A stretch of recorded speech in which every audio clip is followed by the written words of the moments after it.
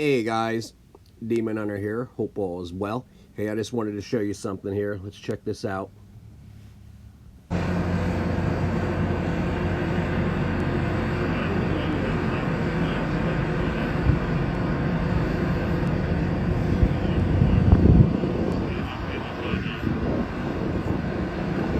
Okay, so this whole inauguration, I believe to be actually a ritual to Osiris, the god of the underworld, and the Optogenetics program, plug in folks into the one hive mind via Optogenetics, and these colors being the different light spectrums of Optogenetics, which can be found here.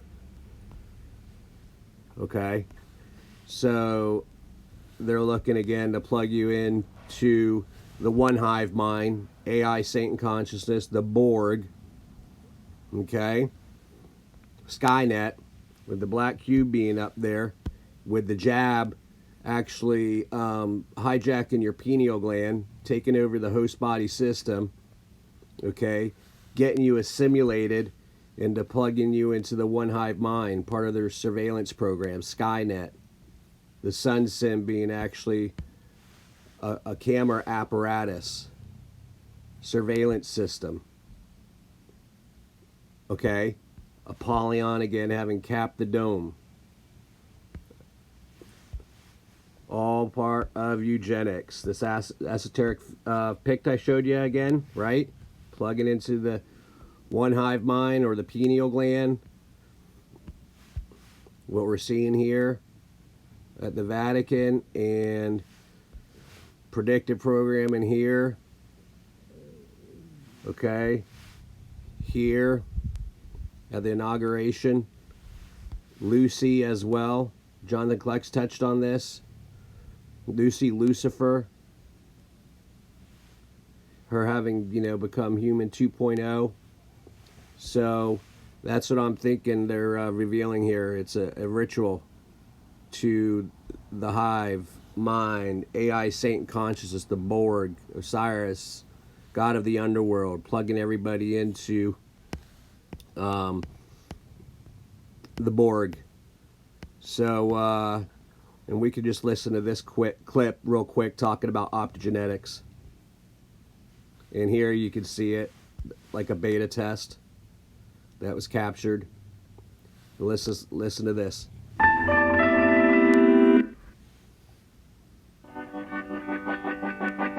I hope to pique your curiosity with a vision to the future of how we might enhance brain function as we know it and possibly change our sense of self. If you imagine the brain as this city, up till now it's been as if we've been looking at the city from space. We really haven't had the tools to do anything beyond seeing what whole city blocks are doing. So you can see what happens if there's a blackout and you lose a whole part of the city.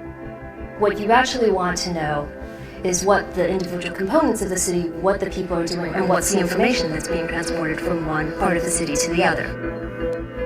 Optogenetics is the ability to manipulate individual neuronal circuits, refining our vision of the function of individual circuits and how they relate to different aspects of our behavior and of our personality. I'm going to give you a few examples of what's been done with this technology so far. The basal ganglia is a part of your brain that is damaged in Parkinson's disease. This part of the brain contains many kinds of neurons, and they're all intermingled. If you activate a certain subset of them with optogenetics, you can make a rat freeze up and have difficulty walking. If you activate a different subset, the rats start moving faster. They take one. Otherwise, they can turn you into a zombie, hence the zombie virus or apocalypse. Okay. Sensitive proteins from very humble species, such as algae that you find in a pond, and can put them into another animal, such as a rat or a mouse. This gives you the ability to control the activity of your brain cells just by shining light on them. So imagine if we could use optogenetics or similar technology to get the input from an artificial sensor into our brain. In principle, we could not only restore function, we could enhance our current functions. So we could give ourselves ultraviolet light detectors, for example, the way mantis shrimps have. Or we could take an example from fruit flies and give ourselves carbon dioxide detectors, and then we could automatically sense our air quality. When things go wrong with the brain, it's just so devastating. I think one of the hopes for optogenetics is that if it can work in humans, that it might be used as a tool for restoring brain function. There's a lot of ethical issues about enhancing your function and making yourself better. This is what actually the whole discussion after my ideas lab morphed into, which was not about optogenetics or not what we might do, but whether we should do it. So that's a really great point. So would there be a side effect to increasing your capacity by 20%? It's really, really fun to fantasize about the future. You know, in 10 years' time, we might all be enhanced with implants. That's the future, and it's a future that should be very carefully considered. And I think what we have right now, which is just the possibility of learning, is actually exciting enough on its own. Okay, well, there you have it. Lucy Lucifer with the Optogenetics. Looking to plug everybody into the One Hive Mind, AI Saint Consciousness, the Borg. All right, you guys have a mighty blessed one. Stay armored up. Know that Jesus loves you. We'll talk to you soon. Take care.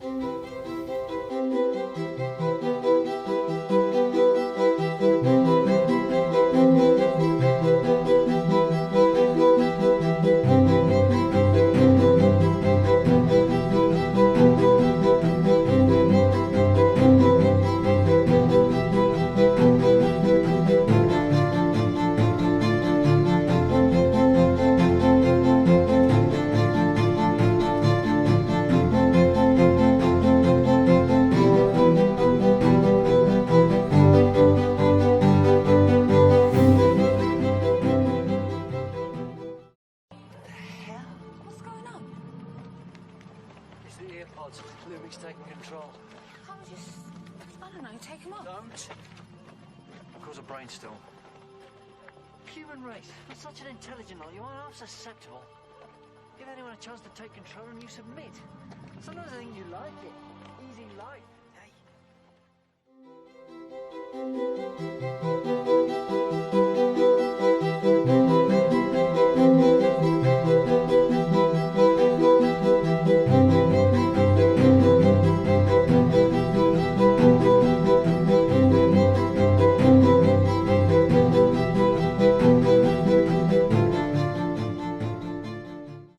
Is the next thing along the lines of what you're doing about reading internal signals? What do you want to do with that? Whether at Dolby or through just... So no, I mean, I say this all the time. You know, people have been, when they say the eye's the window to the soul, they're looking in the wrong place. It's always about the ear in that case. The ear is really like the most powerful place to link our internal signatures with the external world. You can, I mean, I just got back from CES too, and you've got blood pressure being measured in the ear, you've got EEG, you've got heart rate, you've got signatures of stress, you can pick up, you can stimulate the vagal nerve. It's a really amazing point to read and write the brain, to both know the personal, internal, amalgamated signatures of what someone's mental and physical state is, and then link that with this beautiful, really cheap sensor called a microphone. And pair that with a ton of intelligent machine learning, and the way we communicate with our devices, with each other, you know, that the ear is where we'll be wearing earbuds very soon, not to listen to music, not to play us movies, but to listen to our bodies and communicate with all the technology around us. Now, speaking of brain altering, you told me that you work in brain plasticity these days and what our devices, electronics, online experiences are doing to the plasticity of our brains. Sure. Building the way we design our technology, doing that from a neuroscience perspective, that we're going to engage with this technology and we get to proactively write how our brains are going to change, because they are. Yeah? What's going on? It's the earpods. Lumic's taking control. Can't we just, I don't know, take him up? Don't. Cause a brainstorm. Human race, with such an intelligent lot, you aren't half susceptible. Give anyone a chance to take control and you submit. Sometimes I think you like it.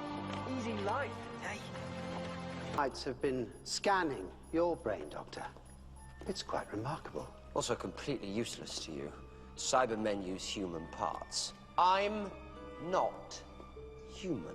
You can't convert non-humans. Well, that was true a long time ago, but we've upgraded ourselves. Current cyber units use almost any living components.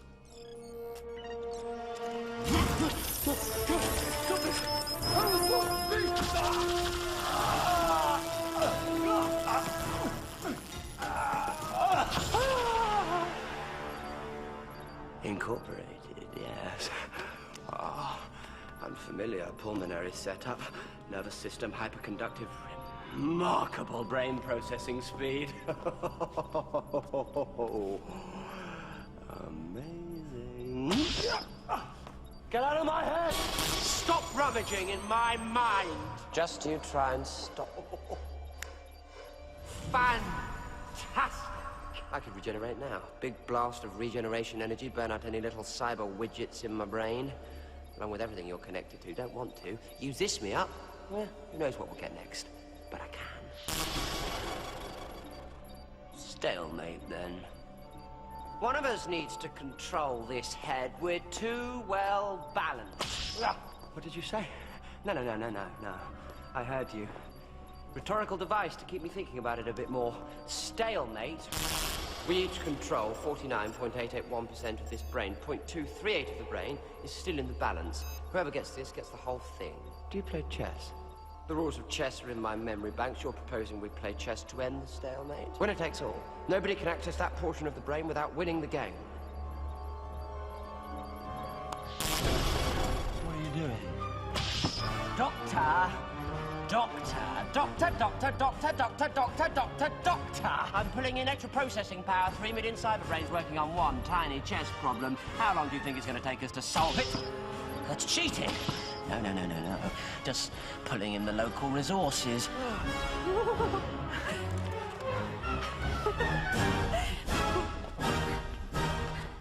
There's no way you can get to mate in 3 moves.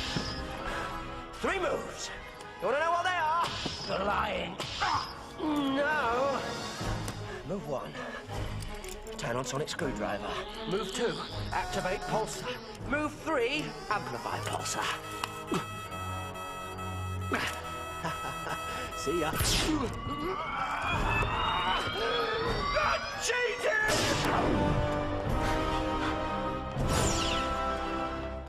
Just taking advantage of the local resources.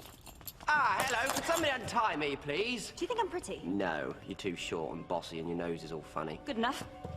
What happened to the cyber planner? Out of my head and redistributed across 3 million Cybermen right now and about to wake them all up, kill us and start constructing a spaceship. We need to destroy this planet before they can get off it. We each control 49.881% of this brain. 0.238 of the brain is still in the balance. Whoever gets this gets the whole thing. Do you play chess? The rules of chess are in my memory banks. You're proposing we play chess to end the stalemate? Winner takes all. Nobody can access that portion of the brain without winning the game.